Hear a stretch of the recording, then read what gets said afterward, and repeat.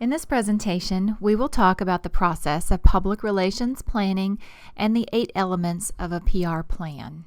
As you may remember from the presentation on research, planning is the second step in the 4 essential steps of effective public relations. The best plan will support the organization's business objectives and is strategic. Public relations is not done haphazardly, but with purpose. Research, the first step, provided the practitioner with insights, and planning organizes those insights into a coherent plan using multiple methods to achieve goals. Public relations plans generally include 8 basic elements: situation, objectives, audience, strategy, tactics, timetable, budget, and measurement. The first step in planning is to understand the situation. Public relations campaigns are often designed to respond to a problem or capitalize on an opportunity, such as a product launch. Campaigns may also address the need for an organization to build customer or public support or engage in reputation management or image building. For example, through their research, AT&T and their PR agencies discovered a problem among teen drivers. Can you guess what that problem might be? Approximately 75% of teens said it was common for their friends to text while driving, and 77% said they have seen their parents do it. Additional research revealed texting while driving might be more dangerous than drinking and driving, and that thousands of people die every year in accidents involving a distracted driver. Because so many of those teens might be using AT&T phones, the company felt they had a civic duty to address this problem. After the situation has been assessed, the public relations team can then set the campaign objectives. Remember the following about objectives. First, objectives should not be the means, but the end. Generating publicity for an event, for example, should not be an objective because it is actually the means to the end goal of selling tickets. Second, objectives should complement and reinforce organizational objectives. Objectives should be SMART, an acronym that stands for specific, measurable, achievable, relevant, and time-specific. Each objective should indicate a specific and measurable change which can be accomplished within a certain time frame and budget and is relevant to the desired goal or strategy. For example, a texting and driving campaign like AT&T's might include objectives such as to decrease texting while driving among teens by 25% within 18 months, or to raise awareness of the dangers of texting while driving among teens by 60% within 18 months. 2 types of objectives are common in public relations, although one is preferable to the other. Output objectives outline what will be created or distributed, such as a certain number of brochures handed out at a trade show, press releases sent to news organizations, or newsletters mailed to alumni. These types of objectives are easy to measure, but are poor indicators of the effectiveness of the campaign. For example, although a trade show attendee might have picked up a brochure, he may not have read it. The second type of objective is called an impact objective, which addresses the impact of a campaign on the public's attitudes, awareness, and/or behavior.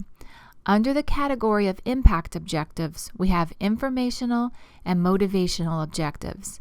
Raising awareness is an informational objective. Changing attitudes and behaviors are motivational objectives. Most campaigns will have both types. Motivational objectives are easier to measure than informational objectives, but are more difficult to accomplish and better indicators of effectiveness. As we saw in the AT&T campaign, they were interested in raising awareness of the dangers of texting and driving and changing behavior.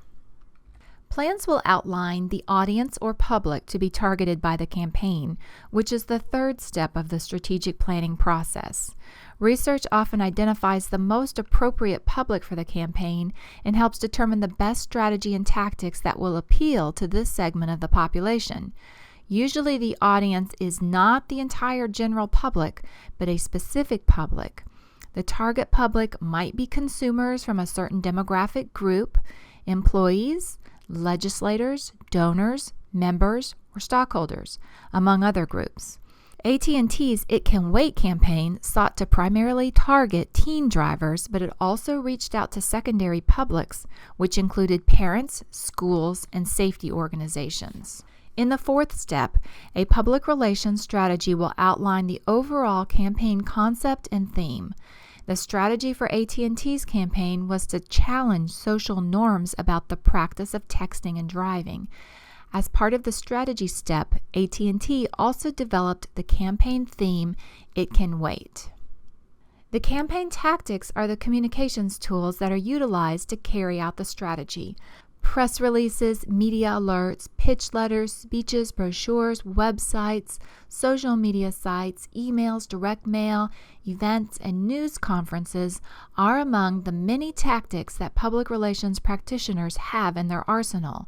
AT&T's campaign used a website and social media sites that prominently featured a Take the Pledge link.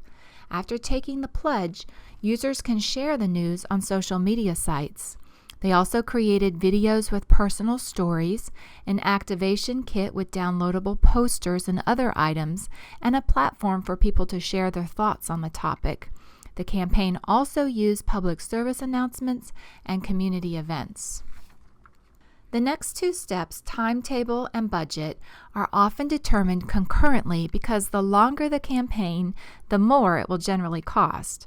The timetable helps guide the sequence of events, particularly with respect to when each tactic will be rolled out, and also indicates when the campaign will start and end.